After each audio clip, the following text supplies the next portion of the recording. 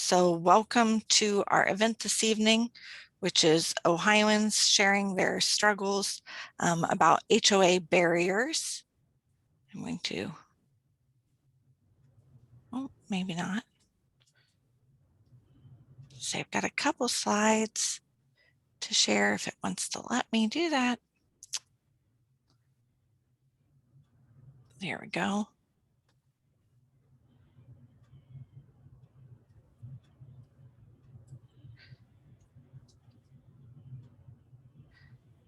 So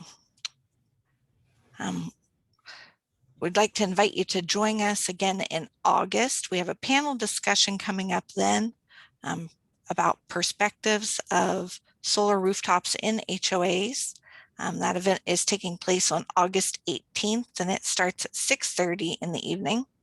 Our panelists include a bunch of folks from different backgrounds, including someone who serves on an HOA board, a solar installer, someone who has successfully navigated going solar through their HOA, and a person who works within a city department so that we can talk about all the different applications and everything that you might see from both your HOAs and from, your cities or municipalities. And then we'll have a question and answer session at the end of that panel discussion as well. I'll keep putting up the Zoom registration link in the chat throughout the evening, and then I'm guessing that they'll send out some wonderful emails inviting everybody to that. Everything that we're focusing on through this HOA program is help to educate people on the proposed legislation that we have in our state right now.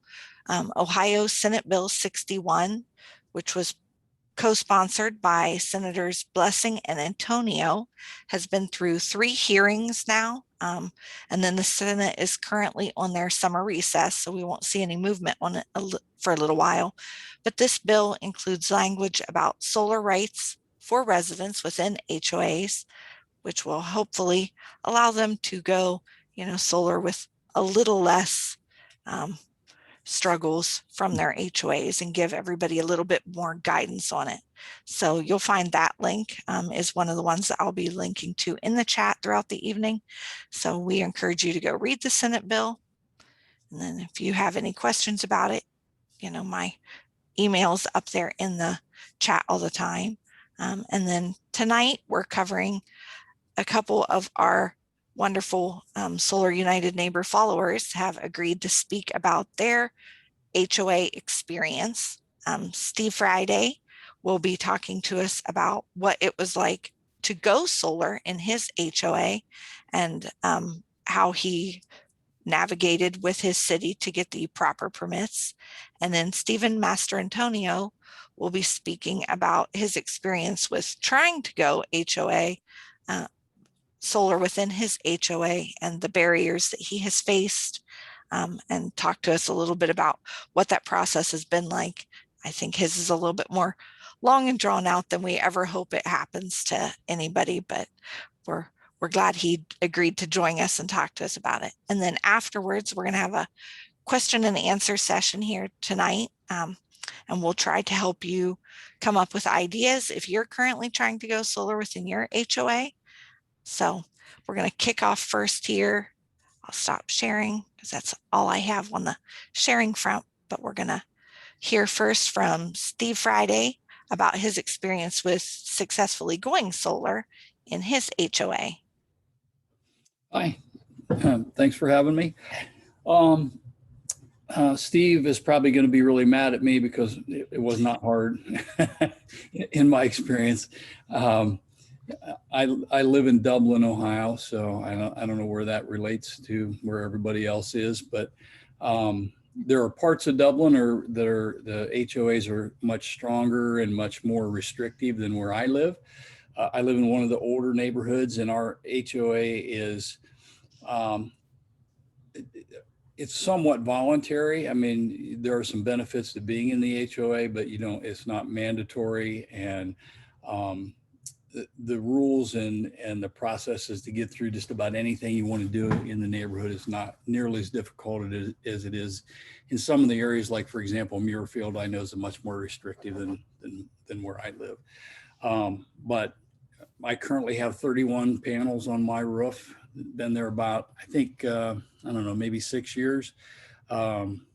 You said what your system's producing. Lifetime, mine's produced 40 megawatt hours as of right now. Just about 5 megawatt hours this year. So, you know, the system works great. Really, the only issues we had were getting the install approved after the fact. Getting through the HOA process was really no big deal. And I live on a cul-de-sac, and where our house sits, it's a south-facing roof and it faces away from general traffic. So there were really no concerns by anybody as far as the look of it and, you know, how it was going to detract from the neighborhood or anything like that.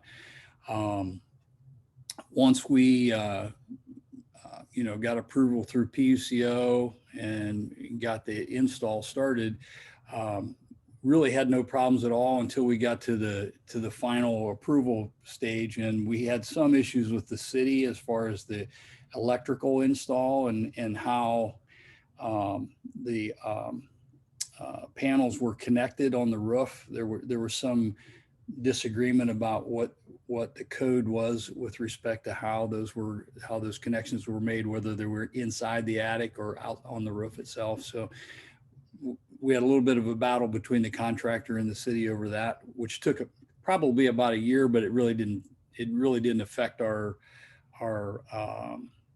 install or the production at all. They let us fire it up, and it was producing within, you know, a couple of days after the install. It just took about a year for them to actually get through the process of signing off on it and saying it was good to go for good. I guess really that's my story. I mean, one of the frustrating things that I see in Ohio is that Ohio's not very solar friendly, I don't think, as far as legislation and, you know, their benefits for folks that have solar, as far as being able to sell your SRECs and for a decent, you know, amount of money and things like that. There are states where, you know, you can make it beneficial to put solar panels on your house.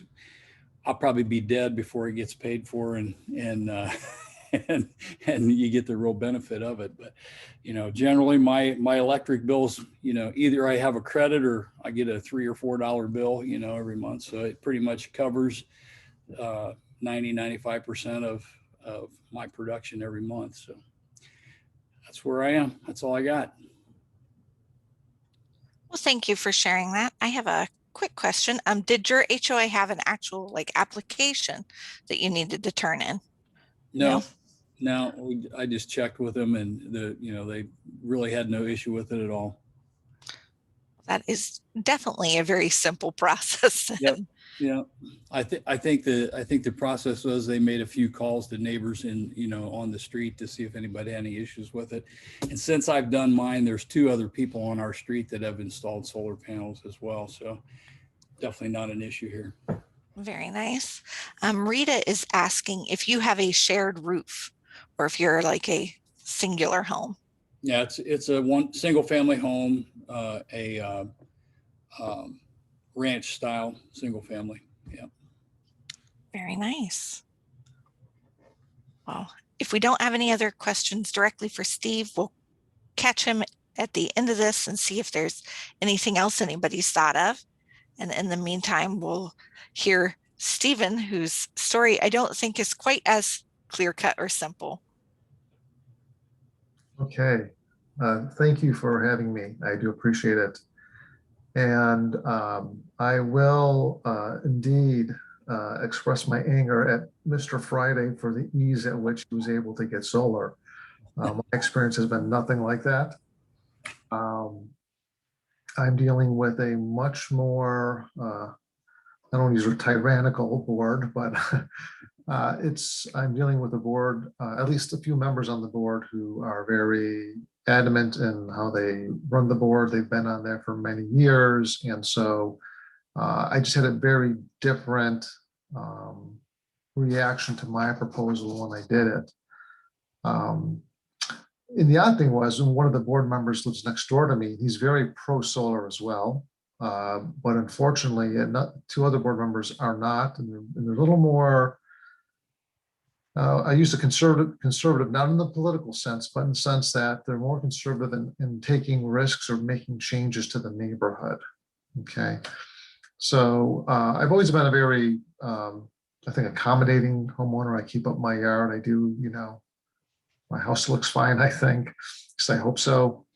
I've never really had any problems. So when I first approached my next door neighbor about getting solar, the neighbor who's on the board, he actually was kind of interested in it as well, as was the neighbor next to him.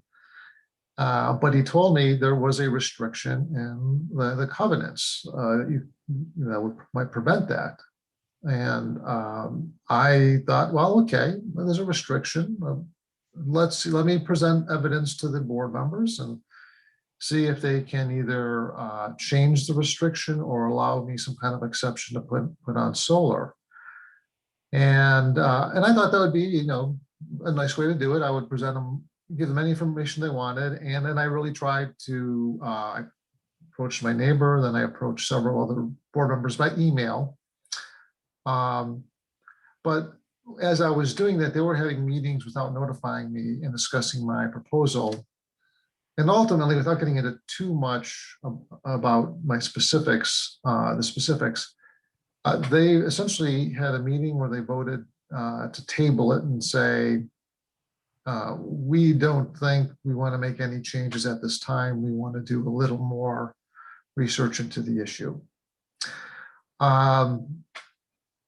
So my reaction to that was to give them more information. And I thought, okay, this is a kind of like we need a political solution here. I can't really force this. So I actually hired my daughter and one of her friends to go around the neighborhood, canvass them. I gave them a sheet of questions to ask the neighbors about, like, would you like to have solar in the neighborhood? How would you feel about lowering your electric bill? A couple questions like that. And they went to 30 houses, random houses, and nearly all of them, 95% of them said, oh yeah, we think the ban on solar is a bad idea. People should have a choice to choose where they get their energy from. So I then submitted that to my homeowners association, and they said, well, it's too late. We've already made our decision. We're not going to consider it. And they were quite abrupt with the way they treated me.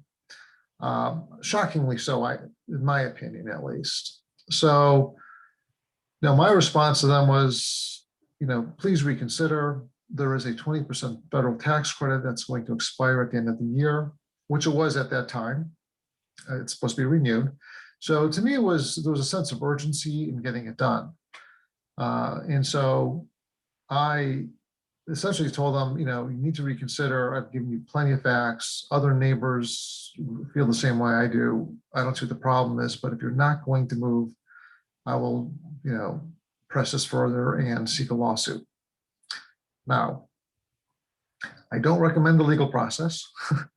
I am an attorney, so for me to do it, it's not as expensive or as vexing as it may be for someone else who's not been involved with litigation. I'm very comfortable in that space, so to be on a lawsuit didn't bother me, nor did it bother me to, have to, in a sense, pay for legal services, because I don't have the same type of expense as someone else would, right? So unfortunately, however, when I filed suit, it was in the middle of COVID. So the course had been backed up for a very long time. And I filed suit back last August. So we're approaching a year now. So it's a long process, and it's probably going to be another 6 months before I have any resolution to my lawsuit. So So, while I don't advocate filing suit, I do think, if you can resolve it politically within your neighborhood, schmooze the neighbors, schmooze the board members, do the canvassing like I did. If you can't get them to budge, I mean, a lawsuit may be your only way to get out of it. And I would say this, sometimes the board members think they know what they're doing. From my experience just in this lawsuit, I can tell you that they really don't. And if you are denied any type of permit to go ahead with putting up solar panels, I would tell you, get a copy of the covenants and the design guidelines. Read them, see what they say. I can tell you in my case, there actually is not a solar ban in our covenants. Okay, so we have a declaration, which is a homeowner's guiding document. There's no solar ban in it. However, there is an exhibit to the covenant, which is called a design guideline, which governs certain other things. But the design guidelines do say that it is not part of the covenant. So only the covenant is really, for a little bit of legal background, the covenant is what's the enforceable part. The declaration of covenants it's basically a contract between you and the association, and the courts view it that way. But in my case, the design guideline says it is not part of the covenants, so it's not part of the contract. So part of my argument to the court is, listen, these design guidelines have a section which says no solar panels are prohibited. And my point to the court is, one of the points out of many points, is that is not part of the covenants which I signed on to, and therefore it's not enforceable. So it's little things like that which can help you if you're thinking of bringing a lawsuit. You have to see if there's anything in the language that gives you that type of leeway to make the argument, and that'll help determine whether or not you even want to go forward with a lawsuit and spend the time and money doing it. Not only that, there's boards tend not to always follow all the rules and regulations. A lot of the boards are generally governed by a code of regulations, which says, when they can have meetings, how many meetings are supposed to have, who's supposed to be noticed for the meeting, who can attend the meetings. And so, like in my case, these meetings they were having concerning my solar panels, no one was invited, no one from the neighborhood was invited, no one was told about them, no one was noticed, and so there's a question as to whether or not the meetings they held to vote on my panels were proper. And that's, there's some legal arguments back and forth on it, but that's another issue that could come up. So again, you have to go back to the documents to see what they say, to see if you have an argument there. And the third thing is this, I would say, about the litigation process or about a situation like what I'm in. So even if it's written in the declarations that you can't have solar panels, okay, which again is not my position is a little bit different. My ban is not in the covenants, but even if you have it in the covenants, while there is not very many cases out there that you can look to, there are many cases between homeowners and homeowners associations where courts have held that homeowners associations cannot hold on or enforce covenants that are unreasonable. Okay, and there's usually like a three-pronged test they'll look at. They'll want to see if the rule is arbitrary, if the decision, and number two, if the decision or the rule is applied even-handedly or discriminatorily, and three, if the decision or rule is in the benefit of the welfare of the community. Because courts realize that, courts respect the value of private property still in many cases. So what they don't want to have is a situation where homeowners are so tightly bound to these covenants, even where the covenants are not in their best interests. So and there are many cases out there not involving solar panels where the courts have utilized these three standards. Now, I can give you some examples in my cases, in my case. So number one, on whether the rule is arbitrary. Again, look at your document, but my document says that there shall be no, all solar panels are prohibited. That is the only design item in the design guidelines that has an absolute prohibition. So if you compare that to like fences, it says fences are not allowed unless they look like this. There's a prohibition against awnings, which says awnings are not allowed unless they look like this. You can't have basketball hoops unless they are placed here. You can't have a satellite dish unless it's placed here. Then you get to solar, it says you can't have solar, and that's it. It's the only provision that is singled out. And my position, and I think if you have that in your own covenant, the argument you make to the court is, why is solar singled out? It's arbitrary. The reason for the guidelines is to preserve the aesthetic value of the community. And that's why you say no fences, but if they look like this. No awnings, but if they look like this. Same is true with solar panels. No solar panels, but if they look like this. So, it's things like that that matter. If you look at prong 2 of what courts look at, whether it's applied discriminatorily, the rules are applied discriminatorily. In my case, I would just walk around my neighborhood. And what you find is there are literally, like every other house has solar panels in the yard. Literally everywhere.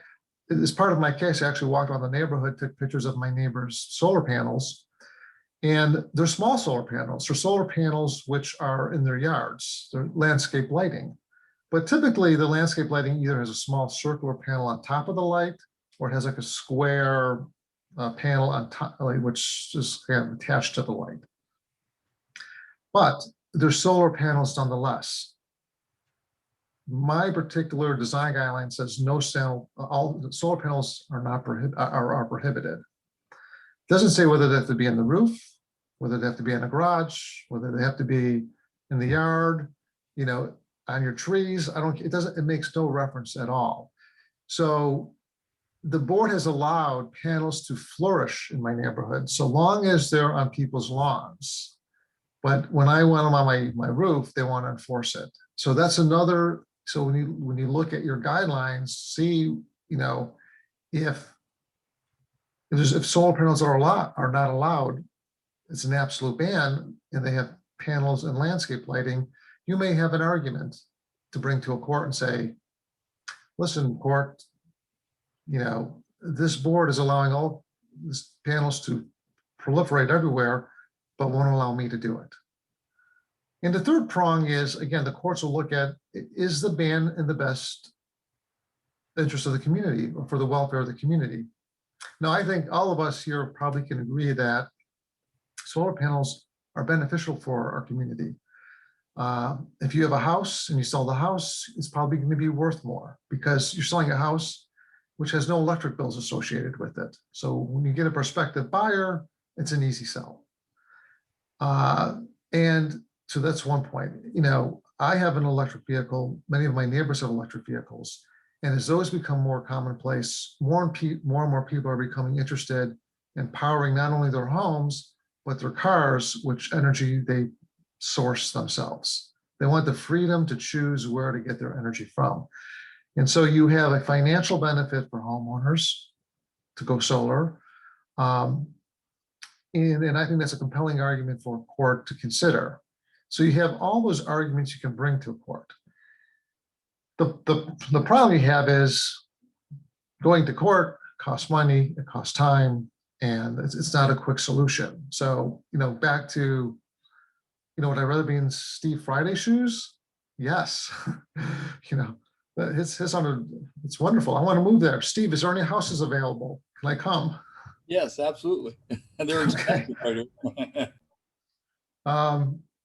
So, I'm still on that journey, and I don't know what arguments the courts is going to accept. I hope I have a forward-thinking court that will, look at these arguments and say, public policy, dictates that we should move in this direction, or rule that the covenant itself or the design guideline itself is not enforceable for the reasons we just went through. And that would be, if the court does that, that would be a fantastic decision, which I think could help many other homeowners throughout the state until Senate Bill 61 passes, if it passes, which I am hopeful of. But I read an article in this week's Beacon Journal about how the Ohio legislature is just savaging a lot of environmental friendly type of bills and really promoting, the fossil fuel industry. So it's really disheartening to see that happening at the legislative level. I'm hoping maybe at the court level we can get a victory. So, and that's kind of my story. I'm open to any questions if anyone has any. Well, thank you for sharing your story. Rita was asking where you live at. What I'm city? in Summit County, Ohio, which is near Akron. And I live in a development that I moved in 2003. And the covenants and design guidelines are over 20 years old, or about 19 years old. And so, I think when they passed those design guidelines, it was when they were thinking, solar panels are these big, ugly things you put on roofs, but the technology has advanced so far beyond that, they didn't foresee the possibility of like landscape lighting or Right. better designed solar panels. So long answer to your question, Akron, Ohio. So I have a different panel that you may want to look for on some of your neighbors' roofs. So we have a panel that is actually on the north facing side of our roof. It is a vent panel to run our attic fan. And that would give you evidence of people having rooftop solar panels that they Nice. may or may not even be aware of. So if you've got somebody that that has a drone, you could go take a peek and see if anybody around you has those. But I know a lot of the modern roofs that they're putting on. So if anybody's been re-roofed recently, they may have that, because whenever we got our roof done 3 years ago, that's the type of attic fan they gave us. So it has just a little panel, to the back of the house, and it runs that fan. So, right. Yeah, might give you one more solar panel that they have, inadvertently allowed, right, and help you out. But, no, I appreciate that. Yeah, thank you. Yeah.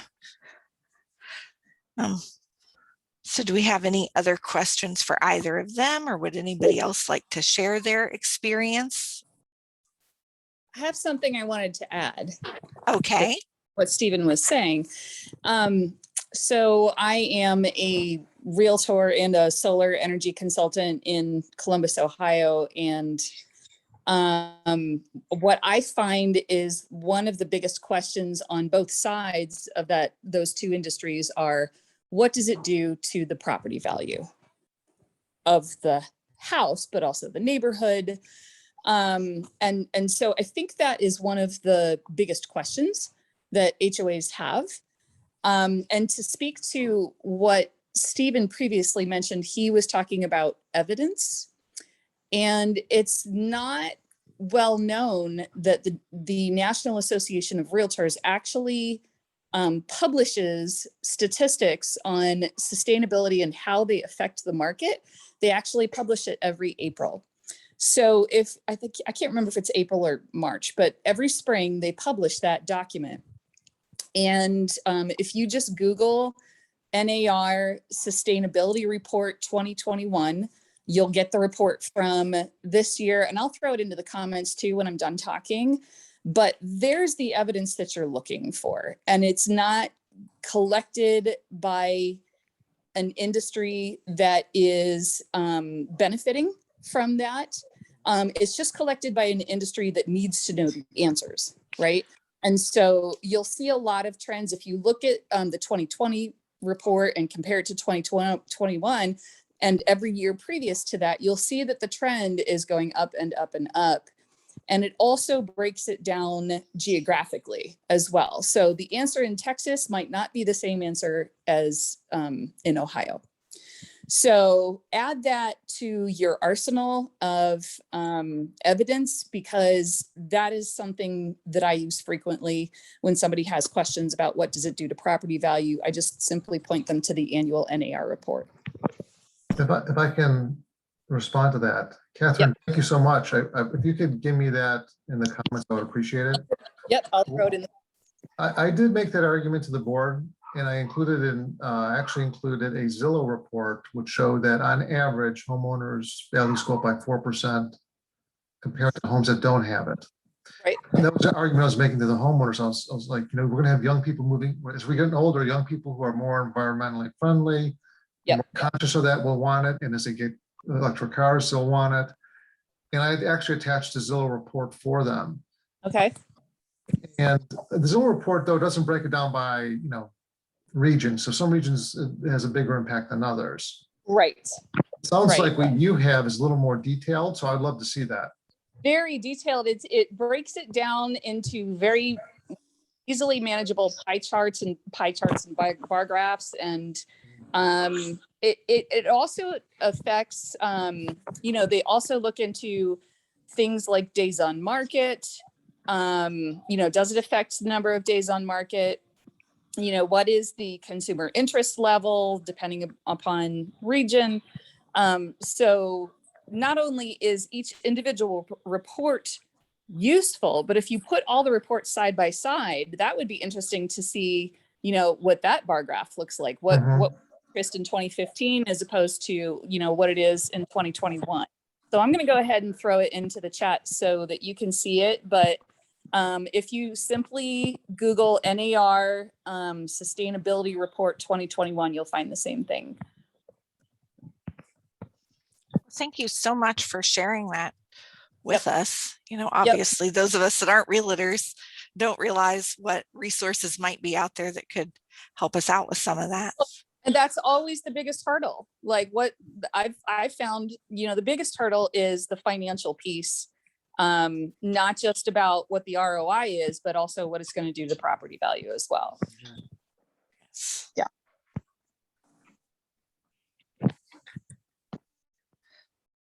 Well, I've kind of had an experience that was in between Steve and Stephen, in that whenever we first asked about it, they said, sure, as long as they're on the back of the house. And then, we had the whole conversation with them that that's north facing. It's not going to work out well. They're not as efficient. And we started talking to them about the fact that, if we put them on the front of the house, they would be more efficient for us. And they were like, well, what are they going to look like? So then we had to, have a rendering prepared of our home. And they decided that, well, that might be okay. So they had us get an actual proposal and put that in. And, we had to have information from the solar installer and information, that we had to fill out and, make sure everything got submitted with the proper application through both the management company and our HOA design review board, which is member driven. And so it was a very interesting process. It ended up taking us about, from the first time that we asked through getting the installation was about 18 months. So it took a little while to get it through, get it approved, get, the contracts filled out and then get it all installed. But I'd like to think it was well worth it. We have 2 electric cars. So we, utilize that power a lot in our home. It's been very nice for us to have. We had ours installed in November, so we're not quite even at a year yet with ours. So, and we're already seeing the benefits of it. So, somebody is asking, how does having solar affect your property taxes? Mine haven't changed at all. They didn't assess, we actually got an assessment just recently on our home, and it didn't reflect in there. I don't think they look at roofing materials. That's the category that some homeowners associations drop them under. So I'm not sure if anybody else has had any change. We did need to get an addendum added to our homeowners insurance. So we have an umbrella policy that helps to cover the solar panels in addition to the roof, just because they are a large investment. But That's a I'll good just jump in there question. and say, same. We have had at least, I think, 2 assessments since we had the panels put on there, and didn't affect, I mean, not that our taxes didn't go up, but wasn't affected by the solar panels. And with respect to roofing, I know you just mentioned your insurance. We didn't have to put a separate or a separate umbrella policy or anything on there. And I just had my roof replaced last year. And my insurance paid for the removal and reinstallation of my solar panels as part of the roofing process. So the bid that I got was covered by insurance because it was storm damage to the roof, like the hailstorm damage. It didn't damage the solar panels, but they replaced my roof, and they also paid the about $4,500 that they charged me to take the panels off, wait till they roof the house, and they come back and put them back on again when they got finished. So. Well, that is great to know. I mean, I would hope nobody has hail damage in the future, but I mean, obviously, as weather events get more extreme, we're going to see more damage like that. So it's good to know how some of the homeowners and so insurance policies cover that kind of thing. So we had our new roof installed like maybe 10 or 11 months before our installation of our panels, because our roof was at 20 years old, 21 years old. And we just figured, rather than have to have them removed shortly thereafter, we'd just have the roof taken care of and then have the panels installed. So we've been making all kinds of, energy efficient upgrades. So, and if you do have to go through a roofing change out, there is a small tax credit for that too, if you purchase the correct energy efficient roofing materials. So definitely check on that. And as Stephen Mastrantonio mentioned earlier, there is still a tax credit. It did get renewed by the new administration. So the tax credit is still in play for, I think, another 2 years. I think it's sunsetting out currently. So it's down to 22%, I want to say it is this year, and 20% the following year. So it is a good time to consider going solar. And we did, see that renewal on that. So anybody that does go solar right now does still get that little bit of credit toward those. Obviously, you need to have the tax liability, but you do have 3 years to take solar as a tax liability, where you have to take, if you're purchasing an electric car, for example, you have to take that all in 1 year. So might not want to do them both at once unless you have a ton of tax liability out there. So do we have? Just to irritate Stephen one more time, when I did mine, it was 33% tax credit. Steve, you are not making a friend with Stephen there with having an easy HOA and getting lots of taxes back. Right. But do we have any other questions or anybody else that's had an experience?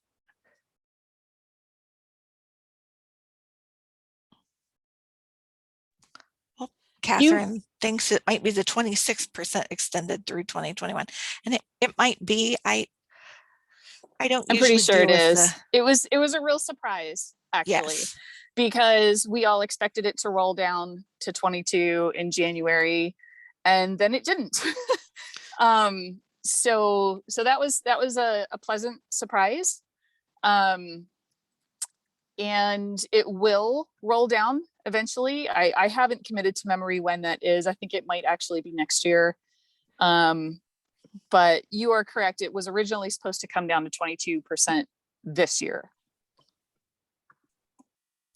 Yeah, but that actually did not happen. So I knew it was in the process of sunsetting. So thank Samantha you. Ritchie has looked it up for us. And thank you. I appreciate that. Go. Yes. Okay.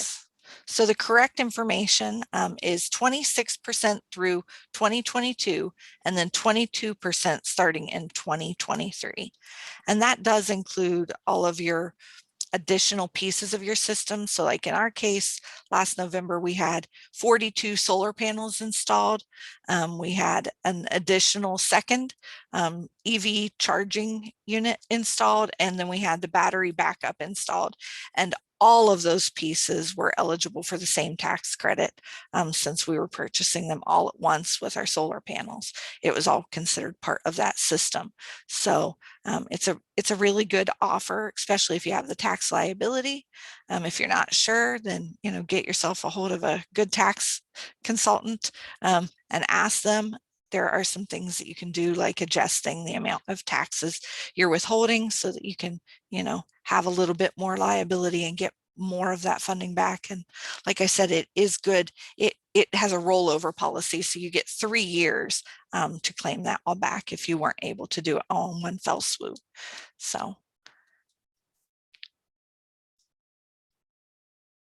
do we have anybody else though that has a HOA type of question that we can try to work out for you or give you any ideas? There are some neat new things I've seen installed recently, like a solar pergola.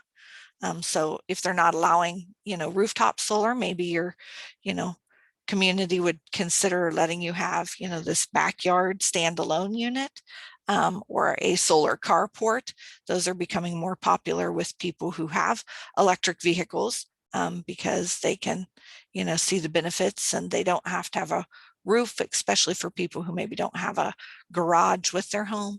They can still, protect their vehicle and, have this solar set up with that. So those are a couple different things. I don't know if we have any installers in Ohio right now for the solar Tesla shingles, but those look more like a roof material. So if we start seeing installers with those, that might be options for some people as well, because they blend, into the roof a bit more. But Speaking of blending, can I add something to your aesthetic comment earlier? sure.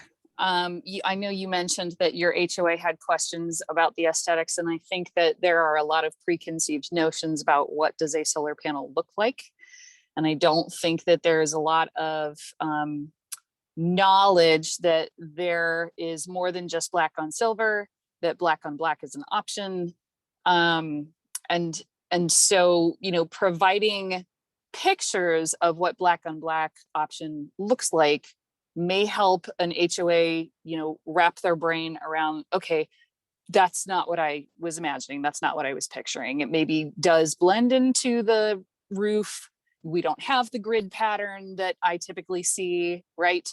So I think that's a hurdle that can be easily solved by just increasing a little bit of awareness about black on black.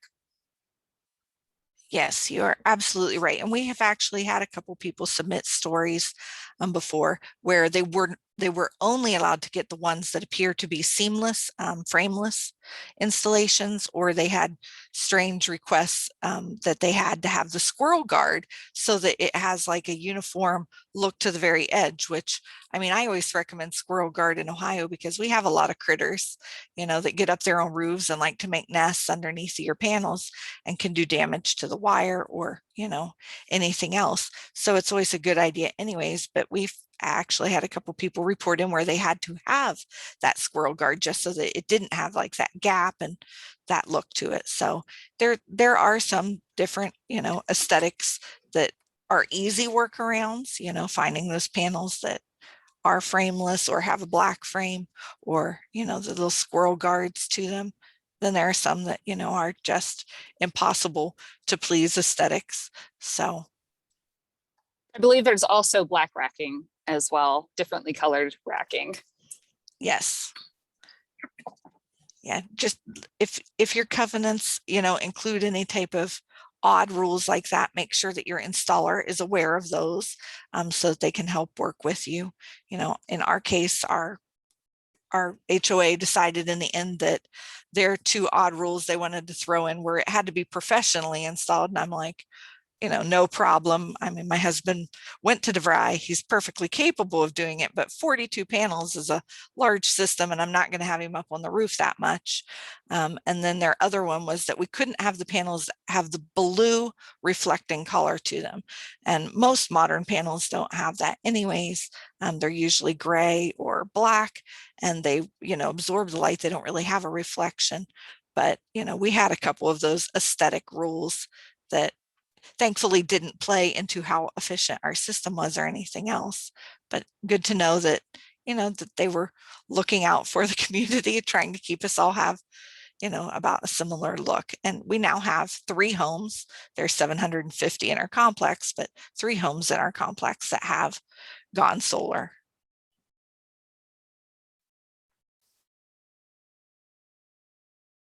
All right. Well, if we don't have any other questions or comments, I'm happy to, give everybody back a few extra minutes of their evening. I'm going to drop into the chat the link again for the HOA event in August, where we'll have the whole panel. Then the Senate bill link so that you can all check out Senate Bill 61 and maybe, take a moment to see if it's something that you feel strongly about, want to reach out to your senator, so that whenever they come off of recess, they know how their constituents are thinking on the matter of solar panels for individual homes, especially within HOAs and condo associations, and then my contact information. So if there's anything that you'd like to share, or, a more personal question that you need answered outside of a public venue, feel free to reach out to me. And thank you so much to Stephen and Steve, and how I lined it up to have 2 people with very similar names. I'm never going to figure out, but thank you both so much for speaking with us this evening and sharing your stories. And if we don't have anything else, everybody, have a great week. And I hope that you enjoy your 10 extra minutes back of your evening. Thank you for sticking with us. Thank you. Thank you. Thanks.